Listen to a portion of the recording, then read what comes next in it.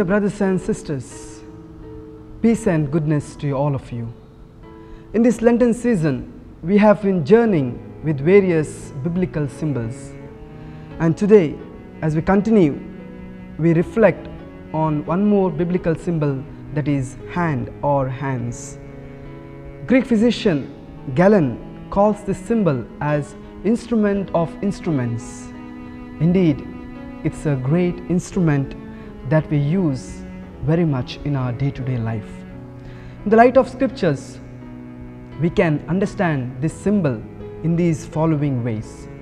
First of all, hand is an instrument of blessing or sanctification. In the book of Genesis, we see after God created the living creatures and human beings, He blessed them saying, "Be fruitful and multiply." Again, in the book of Genesis, we see Isaac blessing his son Jacob.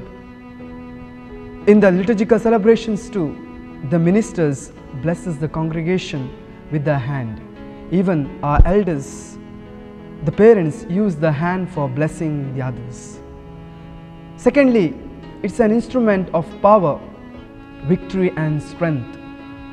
In Exodus chapter 17, we see in the fight between Israelites and Amalekites, whenever Moses lifted his hands, Israel was prevailing, and whenever he put down his hands, the enemy were prevailing. In Isaiah chapter 28 verse 2, the Lord is powerful and mighty and strong. With his hands he will hurl them down to earth. Thirdly, it's an instrument of action.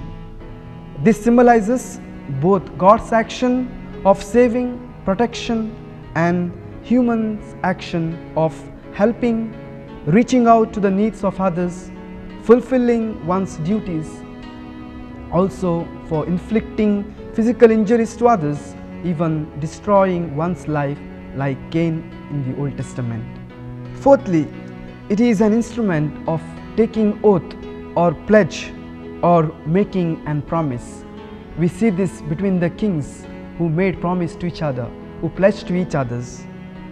Fifthly, it is an instrument of punishment for evil or for unbecoming behaviors. And sixthly, it is also an instrument of healing, saving and life-giving.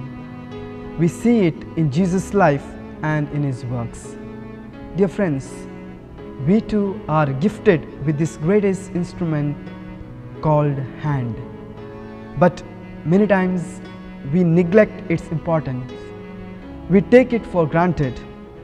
We understand its importance when we have a fracture in our hand, or when we are injured, when we have injured our hands, or when we see a person who has no hands, or persons who are not able to use their hands due to disability. As we continue to reflect on this symbol, let us ask ourselves two questions. Do we understand the importance of this greatest instrument? Having gifted with this instrument, for which do we use it? To do good or inflict evil? Is it for the good of the others or to harm others?